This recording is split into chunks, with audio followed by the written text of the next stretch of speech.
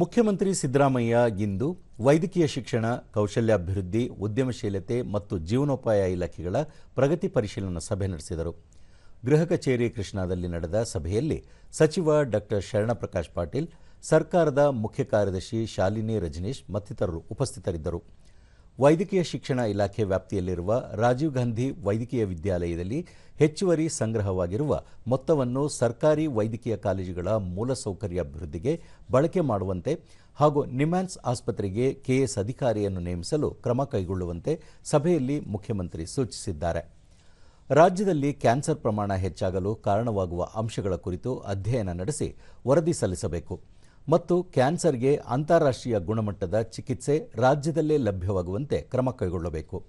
ಬಜೆಟ್ನಲ್ಲಿನ ಘೋಷಿತ ಕಾರ್ಯಕ್ರಮಗಳನ್ನು ನಿಗದಿತ ಪ್ರಮಾಣದಲ್ಲಿ ಪೂರ್ಣಗೊಳಿಸಬೇಕು ಎಂದು ಹೇಳಿದರು.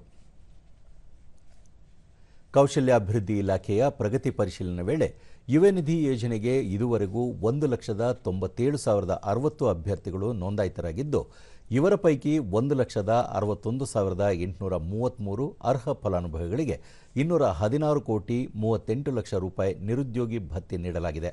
ಅರ್ಹ ಅಭ್ಯರ್ಥಿಗಳ ನೋಂದಣಿಯನ್ನು ಹೆಚ್ಚಿಸಲು ಕ್ರಮ ಕೈಗೊಳ್ಳುವಂತೆ ಮುಖ್ಯಮಂತ್ರಿ ಸೂಚಿಸಿದರು. ಕೌಶಲ್ಯಾಭಿವೃದ್ಧಿಯಿಂದ ಉದ್ಯೋಗಾವಕಾಶಗಳು ಹೆಚ್ಚಾಗಲಿವೆ.